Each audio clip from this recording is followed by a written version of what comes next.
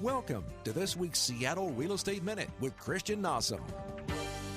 All right, so I'm going to give you my quick Seattle real estate market update. So I don't know if you guys have heard or not, but the market here is kind of crazy. And it's been kind of crazy, and it's continuing to be crazy. So some stats to throw at you to show the craziness.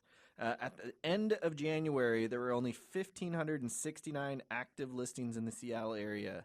That is 18.9% fewer than in January 2016. On the other hand, the number of closed sales increased 20.4% over last January. So those two opposite forces is why this market's so crazy.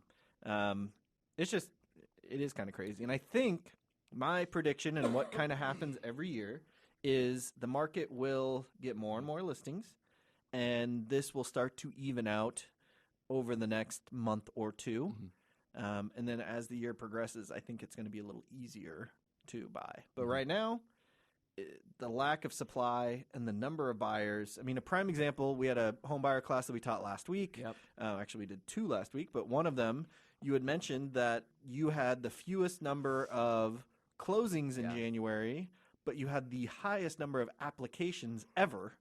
And that's just a proof right there. That's proof showing what's going on in the market. There's more and more people jumping in, wanting to buy, and less inventory. And that's exactly what's happening. That's what I'm seeing from the buyer standpoint. That's what you're seeing from the, I guess, application lender buyer standpoint as well. It kind of sounds like a broken record, though. It does. You know, we've talked about this before, and I think we've talked about this a year ago on the air. So you know, it's cyclical. Real estate's cyclical. Annually, it's cyclical. So.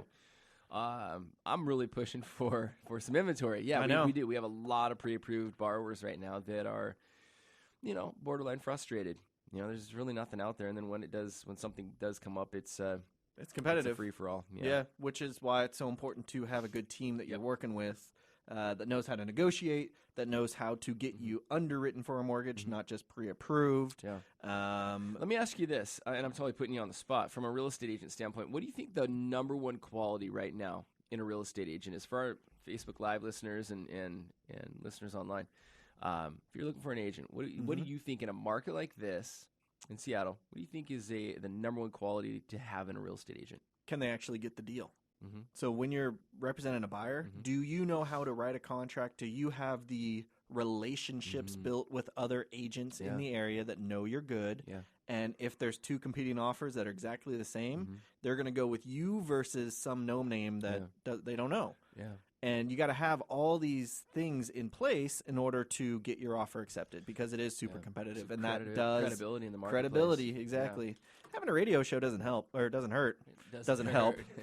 Yes. It doesn't hurt. No, it doesn't. It certainly doesn't. No, I talk to a lot of borrowers, a lot of people that are coming in, and one of the main points that I make early on in the process is it's not easy. It's not going to be easy. It shouldn't be easy, but who you work with may not have mattered in the past, but today it does. Big time. It really does, and I see it. I don't want to, we did a whole segment on, we don't need to talk about brokerages or obviously, but who you choose to back you and to support you, who you put this investment in the hands of is super, super important. More important than ever. Much, much, much more important than getting a slight rebate back by some specific brokerages out there. Just throwing that out there.